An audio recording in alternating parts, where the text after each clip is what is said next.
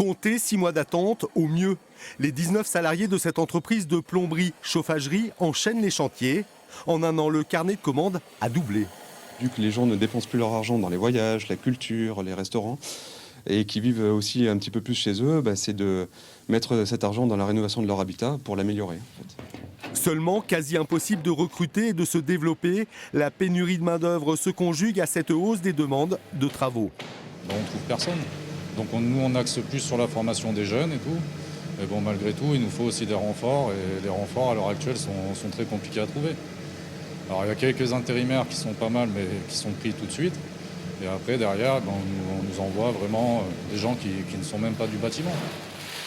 Constat identique dans tous les corps de métier du bâtiment. Les candidats et les formations font défaut.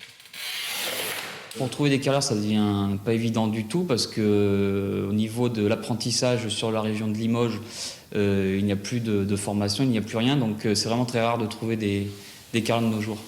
Depuis 30 ans, ces professions manuelles pâtissent d'un déficit d'image, une dévalorisation en partie liée à la pénibilité du travail. Pourtant, rémunération et conditions peuvent se révéler plutôt avantageuses. C'est bien, oui, on est plutôt bien payé dans le bâtiment. On est aux 39 heures, moi, l'entreprise où je suis, on a le véhicule, on a le restaurant quand c'est ouvert, il y a quelques avantages. Moi, ça me plaît parce que c'est assez diversifié. On fait pas toujours les mêmes carreaux, un coup c'est du sol, un coup c'est de la faïence. C'est de la création aussi, il faut être créatif.